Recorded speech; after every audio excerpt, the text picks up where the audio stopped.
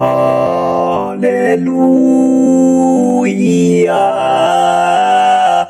Oh, oh, oh.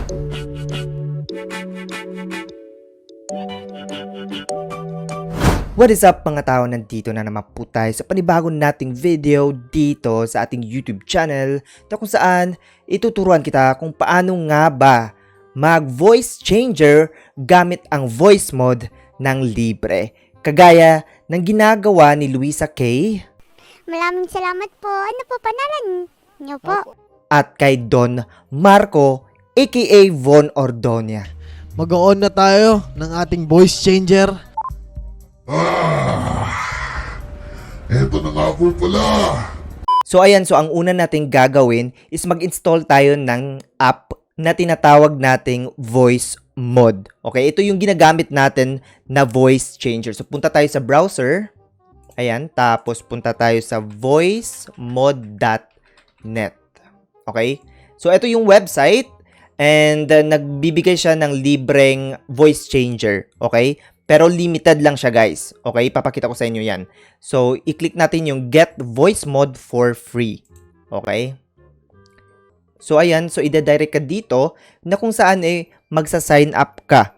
Okay? So, pwedeng sa Discord, Twitch, and Google. Ito, guys, is safe. Okay?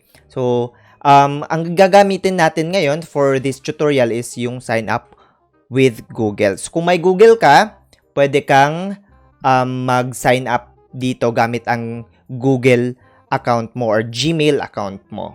So, ayan. So, pagkatapos ng pag-sign in mo or pag-sign up ng Gmail account mo, mapupunta ka dito na kung saan pwede mo nang i-start download yung ating program na VoiceMod. So, start download. Tapos, pagkatapos mo nang ma-download yan, open folder ka lang. Okay? So, nandito na yung ating software. So, ang gagawin lang natin dito, guys, minimize muna natin yan, is i-install natin itong VoiceMod. Okay? Tapos, ayan. So, set up VoiceMod. VoiceMod, take control of your voice. So, ayan. So, next natin yan. I agree. Next. Next. Next. Install. So, ganun lang po yan. Okay? Na ganun lang po kasimple. So, hintayin lang natin to matapos na ma-download or ma-install. Ayan.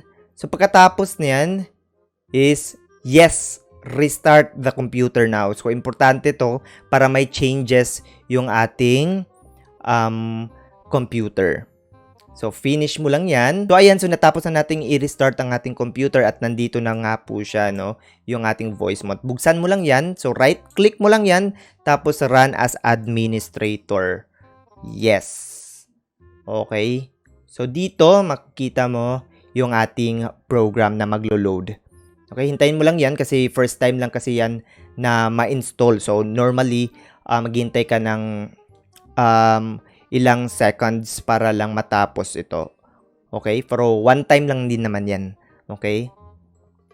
Ito kasi yung ginagamit nila ni VonOrdonaYT at saka si ito yung ginagamit din ni Luisa K. At iba pang mga streamer no na gumagamit din ng voice changer. Okay, gaya ni Chooks, gumagamit din siya.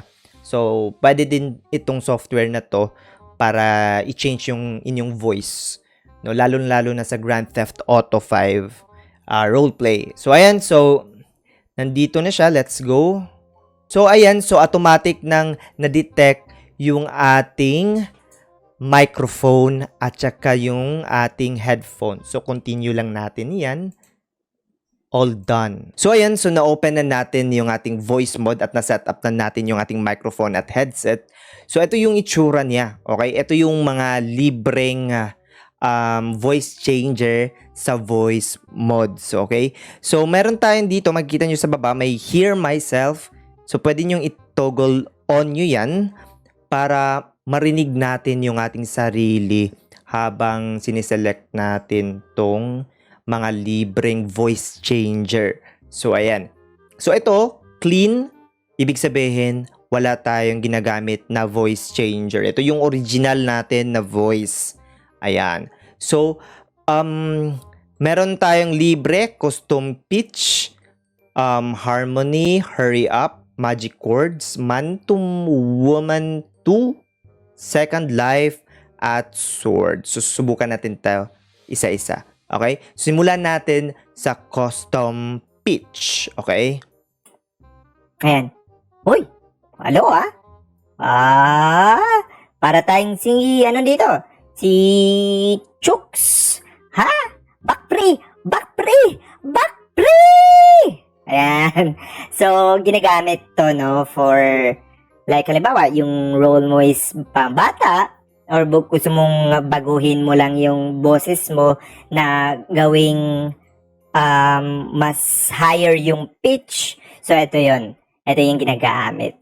So, ito yun yung custom pitch. Okay? Punta tayo sa harmony. Try natin tong harmony, guys. Hello? Hello? Oh? Parang orchestra. Hallelujah!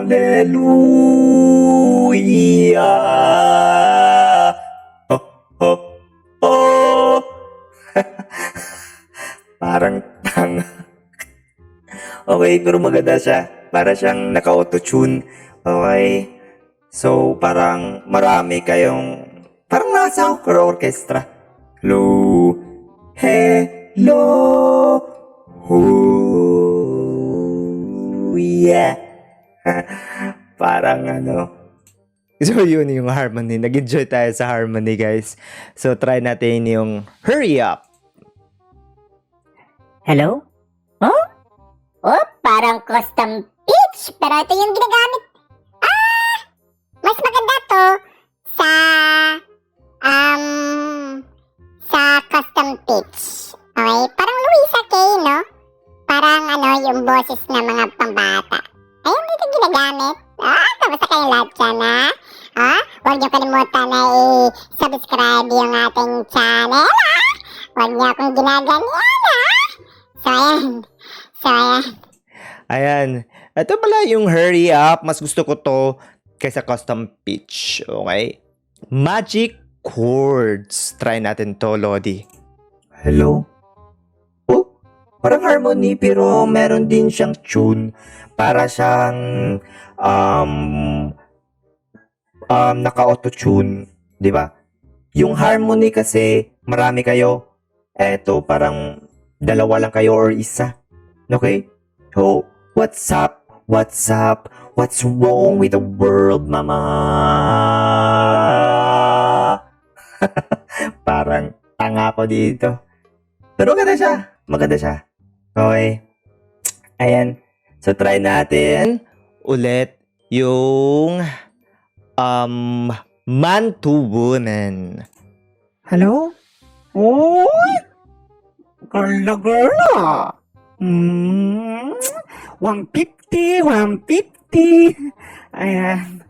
So, pwede tayong dito manggago na sa players sa Grand Theft Auto 5 sa Aztecas. Ayun. So, second life, tignan natin to. Hello? Oh? Baka naman may gawin sa akin, sir. Wala kaming pera, kaya nagawa namin to magnakaw sa jewelry. Ha? Hindi kayo manunanalo sa akin.